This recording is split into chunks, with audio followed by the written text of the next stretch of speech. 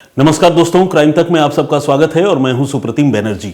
आज मैं आपको बैक टू बैक क्राइम की दो कहानियां सुनाऊंगा और दोनों कहानियां हैप्पी एंडिंग वाली हैं, जिनको सुनकर आपको बहुत पॉजिटिविटी आएगी, बहुत अच्छा लगेगा। शुरुआत बेशक इन दोनों घटनाओं की, दोनों कहानियों की काफी दुखद है, लेकिन अंत काफी भला है। और वो कहते हैं ना कि अंत भला तो जग भला। तो पहली स्टोरी जो है वो बेंगलुरु की है, कर्नाटक की राजधानी। 10 जून 2017 की बात है। एक जगह है बेंगलुरु में, कग्गादसापुरा मेन रोड।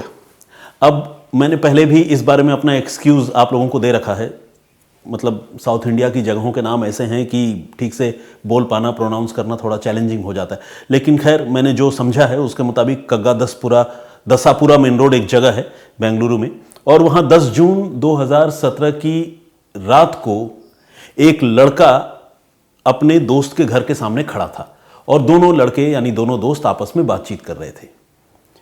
तो जो लड़का दोस्त के घर के सामने खड़ा था उसकी उम्र थी 22 साल और उसका नाम था वी साईं चरण। अभी वी साईं चरण अपने दोस्त के साथ गुफ्तगू कर ही रहा था, बातचीत कर ही रहा था। तब तक उसने देखा कि पास वाली सड़क से एक लड़की काफी तेज चिल्ला रही है, बचाओ बचाओ की आवाज वो लगा रही थी। और जैसे ही साईं चरण ने ये देखा और उसके दोस्त ने ये देखा, उनको समझ में आया कि ये मामला ज़रूर लूटपाट या रॉबरी जैसी किसी वारदात का है। साईं चरण चूंकि खुद अपनी बाइक के ऊपर बैठा था और दोस्त के साथ कम्युनिकेट कर रहा था, बात कर रहा था, तो उसे लगा कि मुझे तुरंत रिएक्ट करना चाहिए। उसने बाइक स्टार्ट की और जिधर वो लड़की चिल्ला रही थी उधर अपनी बाइक काफ़ी तेज़ी से उसने दौड़ा दी। और जैसे ही वो बाइक से पीछा करने लगा और उस जगह पर पहुंचने लगा जहां से लड़की शोर मचा रही थी, उसने देखा कि उसके जस्ट आगे एक और बाइकर काफी तेजी से वहां से भागने की कोशिश कर रहा है, निकल रहा है। साईं चरण को और गुस्सा भी आ गया, जोश भी आ गया। उसने जो है बाइक से उस बाइकर का पीछा करना शुरू किया, जो वाकई एक रॉबर था, एक लुटेरा था जो किसी लड़की के साथ लूटपाट करने की कोशिश कर रहा था। तकरीबन 1 किलोमीटर तक साईं चरण ने बड़ा हॉट चेज किया, बहुत जबरदस्त तरीके से उसका पीछा किया और आखिरकार अपनी जान जोखिम में डालकर वो उस रॉबर को घेरने और रोक पाने में कामयाब हो गया। रॉबर भी अपनी बाइक पर अकेला था, ये भी अपनी बाइक पर अकेला था।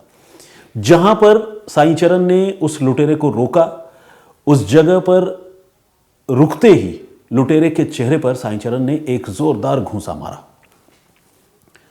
लुटेरा दर्द से करा उठा और अपनी बाइक से उतर आया और कुछ ही सेकंड के अंदर उसके पास एक तेज धार चाकू था। उसने उस चाकू से साईं चरण पर ताबड़तोड़ 2 से 3 वार किए और ये वार जो है वो पीठ की तरफ था, निचले हिस्से में। ये इतना घातक ये वार साबित हुआ कि साईं चरण लहूलुहान होकर वहीं मौके पर गिर पड़ा। काफी सारा खून बहने लगा और आसपास के लोग दौड़े आए। तब तक वो जो अटैकर था, जो रॉबर था, वो अपनी बाइक पर दोबारा सवार हुआ और वहां से फरार हो गया। इस घटना के बाद लोग जो है साईं चरण को उठाकर हॉस्पिटल लेकर गए और अस्पताल में उसका इलाज चलता रहा। लेकिन कुछ ही घंटों के अंदर अनफॉर्चुनेटली उसी रात साईं चरण की जान चली गई। और इस तरह से रॉबरी कम मर्डर की एक घटना बेंगलुरु में 10 जून 2017 की रात को हुई और इस घटना के सिलसिले में पुलिस ने एफआईआर भी दर्ज की। कुछ लोगों ने रॉबरी वाली घटना दूर से देखी थी, चीख सुनी थी। उसमें साईं चरण का वो दोस्त भी था जो साईं चरण के साथ बात कर रहा था। लेकिन एग्जैक्टली जहां पर ये चाकूबाजी हुई, वहां पर पुलिस को इस मामले का कोई भी आई विटनेस नहीं मिला जो उस अटैकर को या उस रॉबर को पहचान पाता। लेकिन पुलिस को इस मामले की तफ्तीश करनी थी और गुनहगार को पकड़ना था। यह काम बहुत चैलेंजिंग था पुलिस के लिए। पुलिस ने छानबीन शुरू की और डीसीपी एम नारायण की अगुवाई में एक टीम बनाई गई। इस टीम ने मामले की जांच शुरू की और पुलिस का सारा फोकस जो है उस अटैकर को, उस हमलावर को आइडेंटिफाई करने और उसकी पहचान करने पर था। और उसका कोई बहुत कंक्लूसिव जरिया जो है वो पुलिस के पास नहीं था। हालांकि पुलिस ने तय किया कि वो आसपास के इलाकों की और खासकर उस पूरे रूट की, जिस रूट से ये चेज हुआ, उस पूरे रूट की पुलिस जो है सीसीटीवी फुटेजेस जो है उसकी स्कैनिंग करेगी। बहुत ज़्यादा सीसीटीवी कैमरे भी उस समय उस इलाके में लगे हुए नहीं थे। लेकिन सौभाग्य से एक एटीएम के बाहर लगे सीसीटीवी कैमरे में उस चेज की कुछ तस्वीरें, कुछ वीडियोस जो है वो रिकॉर्ड हो गए थे। अब पुलिस ने उस एटीएम से वो फुटेज कैप्चर किया, अपने कब्जे में लिया और उस फुटेज को बहुत बारीकी से, बहुत गौर से देखा। चूंकि वीडियो क्वालिटी काफ़ी अच्छी थी तो पुलिस ने उन तस्वीरों को एनलार्ज करके दिखा और उन तस्वीरों में एक बाइक में तो अटैकर दिख रहा था और दूसरे बाइक में साई चरण नजर आ रहा था। तो ये बात क्लियर हो गई कि ये उसी लूट और चेज की तस्वीरें हैं, उसी की वीडियो हैं। तो जब तस्वीर एनलार्ज करके पुलिस ने देखी तो पुलिस ने देखा कि वो जो हमलावर है वो जे जॉनसन नाम का एक पुराना रॉबर है, एक पुराना लुटेरा है। पुलिस ने जे जॉनसन की पहचान कर ली और वो बेंगलुरु में ही विभूतिपुरा एक जगह है, उस विभूतिपुरा इलाके में रहता था। तकरीबन 10 दिनों तक पुलिस बड़ी खामोशी से इस मामले की तफ्तीश करती रही। उसमें सीसीटीवी फुटेज स्कैन करना, आसपास के लोगों से पूछताछ करना, जो भी गवाह, बेशक वो चश्मदीद ना हो इस घटना के, लेकिन आगे और बाद में उन लोगों ने कुछ भी देखा हो इस घटना से रिलेटेड, उनसे बातचीत करना। पुलिस ने ये सारा काम 10 दिनों में किया और जब जे जॉनसन की पहचान बिल्कुल कंफर्म हो गई तो 20 जून को विभूतिपुरा में उसका जो मकान है वहां पर पुलिस ने दबिश डाली और इस हमलावर को पुलिस ने गिरफ्तार कर लिया। अब यह हमलावर सिर्फ एक हमलावर या रॉबर नहीं बल्कि एक कातिल भी था, क्योंकि उसी के चाकू की वार से वी साई चरण नाम के एक 22 साल के नौजवान की मौत हो गई थी। साई चरण जो है वो एक प्राइवेट ऑर्गेनाइजेशन में काम करता था और उसके घर में उसके माता पिता और उसकी बहन थी। कहने का मतलब ये कि वो अपने घर का इकलौता लड़का था और अपने माँ बाप के आंखों का तारा था। मगर अब वो इस दुनिया में नहीं था और उसके घर वालों को इंसाफ दिलाने की जिम्मेदारी, मृतक साई चरण को इंसाफ दिलाने की जिम्मेदारी पुलिस पर थी। पुलिस ने जॉनसन को गिरफ्तार तो कर लिया, लेकिन 10 दिनों का वक्त गुजर चुका था। पुलिस के पास ऐसा कोई कंक्रीट एविडेंस अब तक नहीं था जिससे वो जॉनसन को सजा दिला पाती। लेकिन जब पुलिस ने उसे गिरफ्तार किया और उसे इंटरोगेट किया तो उस दिन की घटना के बारे में पुलिस ने उससे सख्ती से पूछताछ की और जब पूछताछ की तो उसने न सिर्फ पूरे घटनाक्रम को बयान किया बल्कि ये भी बताया कि उसने इस घटना के बाद जिस चाकू से उसने हमला किया था वो चाकू उसने कहाँ छुपाई है, ये इस बात की भी जानकारी दी और साथ ही ये भी बताया कि किस तरह उसने हमला करने के बाद जब चाकू रक्त रंजित हो गया, खून से लाल हो गया, तो उस चाकू की उसने एक कपड़े से सफाई की थी। अपने हाथ पर भी जो खून लगे थे उसे भी एक कपड़े से उसने पोंछा था और ये सारी चीज़ें उसने एक जगह छिपा कर रखी थी, या आप समझें कि लापरवाही से ही उसने रख दी होगी क्योंकि उसे शायद इस बात का गुमान नहीं था कि वो पकड़ा भी जाएगा। बहरहाल ये जो चीज़ें रखी हुई थी ये पुलिस के लिए एक क्रूशियल एविडेंस इस मामले की साबित हुई। पुलिस ने जॉनसन की निशानदेही पर उसके घर से कत्ल में इस्तेमाल किया गया वो खून से सना चाकू जो अब उसने कपड़े से साफ कर दिया था वो, और एक कपड़ा जो जिसमें खून के बहुत सारे धब्बे थे वो पुलिस ने वहां से रिकवर किया और इसकी फॉरेंसिक जांच पुलिस ने करवाई और फॉरेंसिक जांच में बिल्कुल वही बात सामने आई जो कहानी या जो बात अब तक कही जा रही थी। चाकू में वी साई चरण के खून के निशान मिले, ये एविडेंस प्रूव हो गया डीएनए एनालिसिस से, और साथ ही जो कपड़ा था खून से सना हुआ उस कपड़े में भी वी साई चरण के ही वी साई चरण का खून ही लगा हुआ था। तो कुल मिलाकर इन दोनों चीजों में वी साई चरण का खून होने की बात क्लियर हो गई और वो जॉनसन के पोजीशन से, उसके कब्जे से ये चीजें बरामद हुई। पुलिस ने कोर्ट में तकरीबन 32 लोगों की इस मामले में गवाही करवाई। जॉनसन का कबूलनामा जो पुलिस की पूछताछ में था वो कोर्ट के सामने रखा और साथ ही सबसे अहम और क्रूशियल एविडेंस के तौर पर वो चाकू और खून से सना कपड़ा पुलिस ने कोर्ट में पेश किया। कोर्ट ने इस मामले की सुनवाई की और 2017 से लेकर अब 2023 में जाकर जे जॉनसन को इस मामले में कोर्ट ने आजीवन कारावास की सजा सुनाई। ये कहा गया कि जे जॉनसन ने एक नौजवान का जो बिल्कुल बेगुनाह था उसका कत्ल कर दिया और कत्ल करने के साथ ही उसने पूरे एक परिवार की ज़िंदगी जो है वो ख़राब कर दी, क्योंकि वो घर का इकलौता बेटा था, अपने माँ बाप का इकलौता बेटा था और अपनी बहन का इकलौता भाई था, अर्निंग मेंबर था। तो बहुत ही दुखद घटना थी। जे जॉनसन को सज़ा तो हुई ही, साथ ही कोर्ट ने उस पर 15 लाख रुपए का जुर्माना भी लगाया और साथ ही सज़ा के दौरान उसे कड़ी मशक्क़त यानी सश्रम कारादंड जिसे कहते हैं, लाइफ इम्प्रिजनमेंट अंटिल डेथ तो है ही, साथ ही सश्रम कारादंड का एग्जैक्ट वर्ड जो है वो मुझे इंग्लिश में याद नहीं आ रहा है, लेकिन हाँ उसे मतलब जेल में भी रहना था और जेल में उसको मेहनत भी करनी थी, काम भी करना था। मतलब ऐसा नहीं कि जेल की रोटियां तोड़े और आराम से पूरी ज़िंदगी जेल के अंदर गुजारे, ऐसा नहीं है, वहाँ उसको मेहनत करनी होगी। तो ये फैसला जो है वहाँ के जज ने, वहाँ के कोर्ट ने ये फैसला सुनाया और इसके बाद बेंगलुरु के लोगों ने और अमन पसंद लोगों ने इस फैसले का जो है स्वागत किया है। तो एक बहुत ही दुखद घटना जो 2017 को हुई थी, लेकिन उसकी हैप्पी एंडिंग 2023 में जाकर हुई जिसमें गुनहगार को सज़ा हुई। तो ये थी पहली कहानी जिसमें पुलिस के इन्वेस्टिगेशन की दाद देनी होगी कि पुलिस ने उन चीज़ों को उसके कब्ज़े से, कातिल के कब्ज़े से कलेक्ट किया, खून और कपड़े को, और खून से सने चाकू और कपड़े को, और फिर इन्हीं चीज़ों से वो फॉरेंसिक एविडेंस के ज़रिए, फॉरेंसिक रिपोर्ट्स के ज़रिए गुनहगार को सज़ा दिलवाने में भी कामयाब रही। तो ये थी पहली कहानी। अब आइए दूसरी कहानी की बात करते हैं। ये दूसरी कहानी जो है ये मुंबई की है। 33 ईयर्स की, 33 साल की द्रविता सिंह मुंबई में रहती हैं और वो अब से कुछ साल पहले रोजाना ट्रेन से ट्रैवल करके अपने वर्क स्टेशन जाया करती थी। आज से तकरीबन 4 से 5 साल पहले द्रविता सिंह एक कॉलेज गोइंग स्टूडेंट थी और साथ ही एक लॉजिस्टिक कंपनी में पार्ट टाइम जॉब करती थी। वो रोज ट्रैवल करती थी सैंडर्स से मस्जिद स्टेशन तक मुंबई की लोकल ट्रेन से, और ये ट्रेन होती थी कल्याण CMST लोकल। तो घटना जो है उनके साथ एक बहुत बुरी घटना हुई और वो घटना हुई 7 फरवरी 2018 को।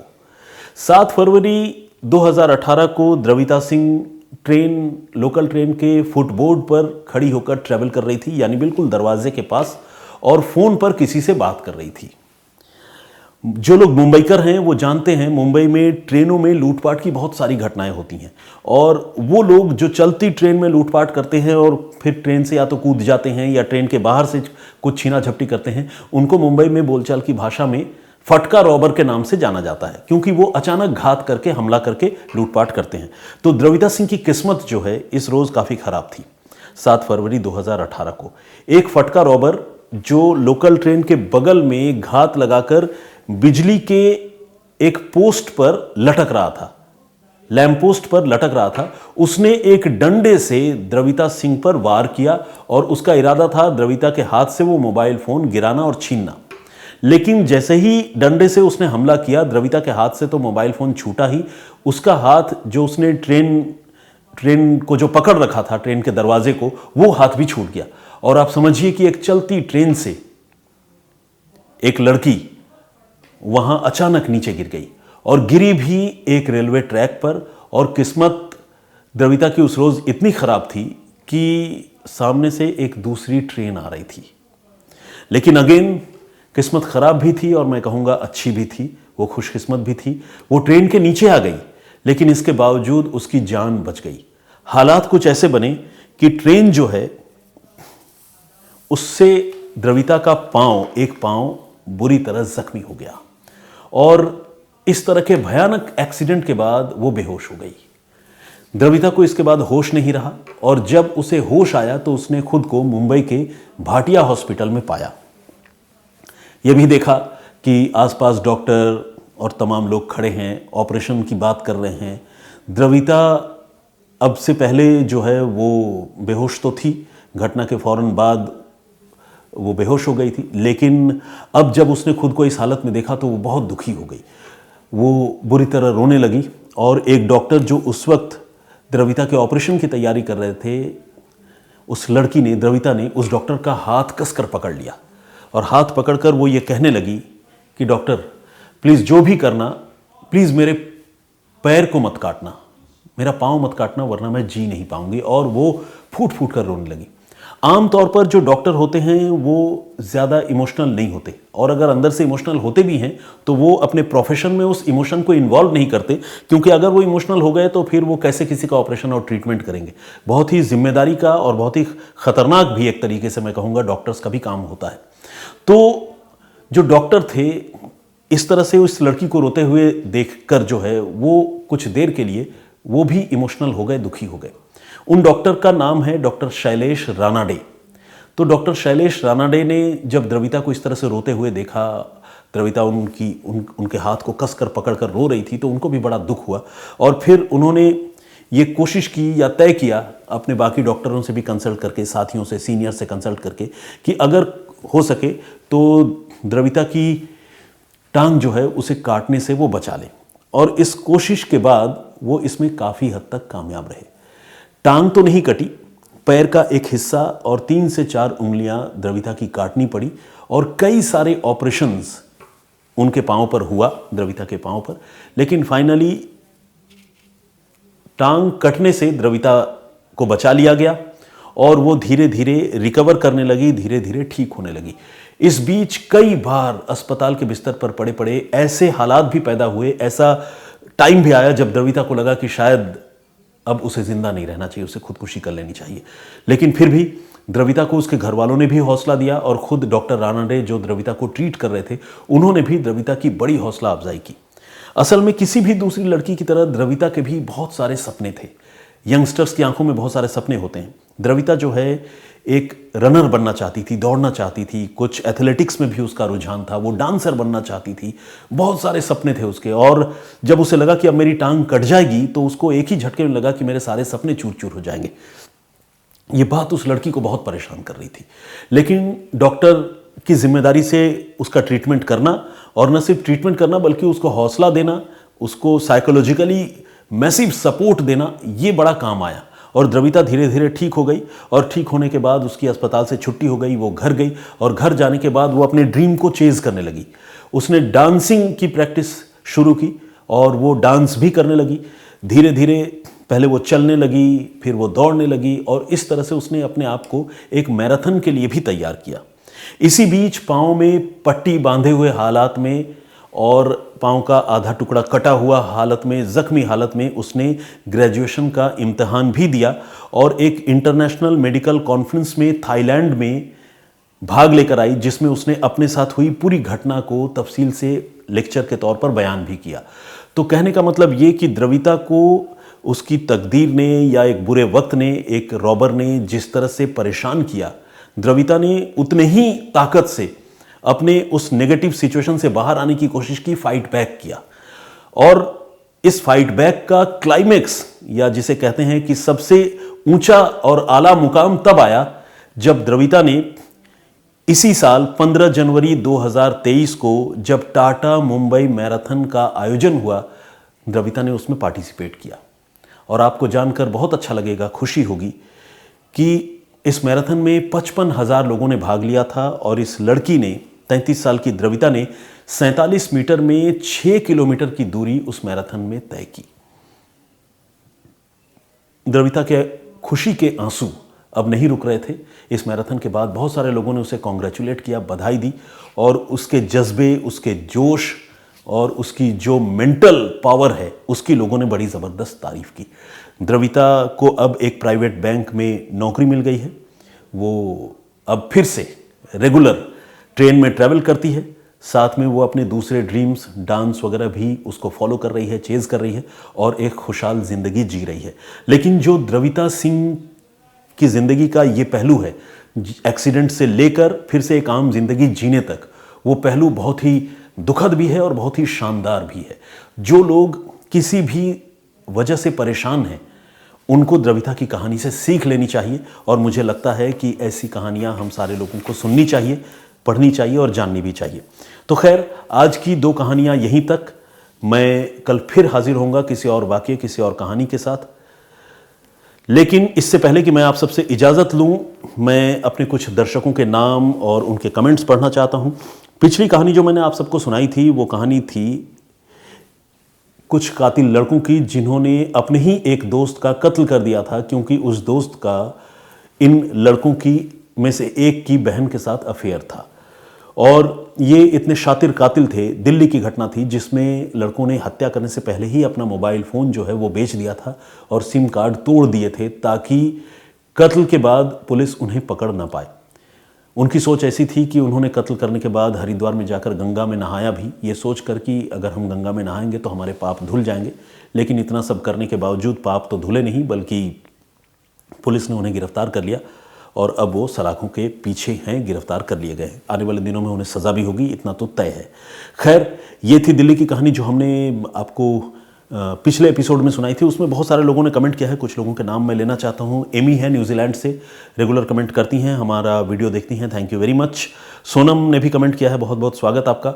खाटू श्याम बाबा के नाम से एक आईडी है, उन्होंने कमेंट किया है और उनको मेरी कहानियाँ, मेरी पेशकश बिल्कुल अच्छी नहीं लगी। उन्होंने कमेंट में लिखा है कि उन्हें ये सब बिल्कुल अच्छा नहीं लगा जो भी मैंने कैमरे पर आकर स्टोरी नैरेट की बताई, और उन्होंने इसके लिए बिग डिसलाइक लिखा है। तो खैर, खाटू श्याम बाबा के नाम से जो भी हमारे दर्शक आपने कमेंट किया है, सब फर्स्ट ऑफ ऑल मैं आपका शुक्रिया अदा करना चाहता हूँ इस कमेंट के लिए, और बाकी मैं कोशिश करूँगा कि आपकी उम्मीदों पर मैं खरा उतरूँ। तलत ताहिरी ईरान से हमें देखती हैं और उन्होंने भी काफ़ी हौसला अफजाई की है। उन्होंने कहा है कि मैं लगातार 2-3 भाषाओं में बात करता रहता हूँ और अपनी कहानी में वो भाषाएं उनको सुनाई देती है तो उन्हें काफ़ी अच्छा लगता है। थैंक यू वेरी मच ताहिरी जी। मौसमी भट्टाचार्य जी हैं, मौसमी ने पूछा है कि क्या मैं बंगाली हूँ और मैं बांग्ला जानता हूँ क्या।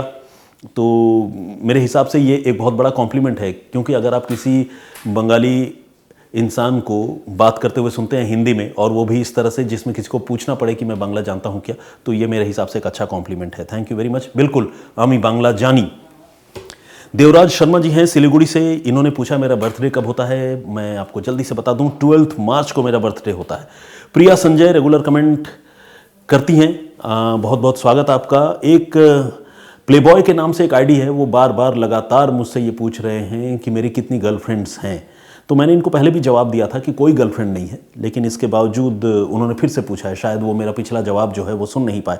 तो एनीवे, ये भी मैंने क्लियर कर दिया। रीना राय हैं, इन्होंने भी कमेंट किया है और इन्होंने कहा है कि इन्होंने कुछ सवाल पूछा था, मैंने उसका जवाब नहीं दिया, तो वो ओवरलुक कर गया होऊंगा मैं गलती से। तो रीना जी प्लीज़ इसको अदरवाइज़ मत लीजिएगा, आप कमेंट करना और बातचीत करना जारी रखिए। एलके फैशन का मैं नाम स्पेशली लेना चाहूँगा। उमेश भूया जी है, इन्होंने भी ये शिकायत की है कि मैं उनका नाम नहीं लेता हूँ, या मैं निराश भी हैं कि मैं तो नाम लूँगा ही नहीं, लेकिन ऐसा नहीं है। सारे लोगों का नाम एक दिन में लेना संभव नहीं हो पाता है। देवांशी है ओडिशा से, उन्होंने भी कमेंट किया है। मोहम्मद नसीम है, मैं उनका भी जिक्र करना चाहूँगा। प्रवीण कुमार आरजे, ये राजस्थान से हैं, इन्होंने भी कहा है कि मैं उनका नाम ज़रूर लूँ। दरभंगा बिहार से संजय कुमार शर्मा है और उन्होंने भी कमेंट किया है। तो मैं सारे लोगों का बहुत बहुत शुक्रगुजार हूँ मेरे साथ जुड़ने और इतने सारे कमेंट्स करने का। ये तो मैंने बहुत कम नाम लिए, क्योंकि सारे लोगों के नाम एक ही एपिसोड में एक ही दिन में लेना संभव नहीं हो पाता है। लेकिन आप सबसे रिक्वेस्ट है कि आप सब यूँ ही कमेंट करते रहें, मेरे वीडियोज़ देखते रहें, और अगर थोड़ा भी अच्छा लगे तो लाइक भी करते रहें। आज जो 2 कहानियाँ मैंने आपको सुनाई, बेंगलुरु में एक लड़के के कातिल का पीछा करने, एक रॉबर का पीछा करने, और फिर उस पीछा करने के चक्कर में उसको अपनी जान गंवानी पड़ी, और उस मामले में जो गुनहगार को सज़ा हुई, उस पर आपकी क्या राय है। और मुंबई के द्रविता सिंह की जो एक इंस्पिरेशनल स्टोरी है, जिसे हम हिंदी में कहते हैं ना कि प्रेरणादायी कहानी, वो सुनकर आपके मन में कैसी थॉट आए, क्या सोचा आपने, प्लीज़ इसके बारे में भी ज़रूर बताएं। मुझे आपके तमाम कमेंट्स, जवाब, राय, सजेशंस, सारी चीज़ों का इंतज़ार रहता है। मैं फिर हाजिर होऊंगा किसी और कहानी, किसी और वाक़े के साथ। फिलहाल मुझे इजाज़त दीजिए, अपना बहुत ख्याल रखिए। जय हिंद, जय भारत।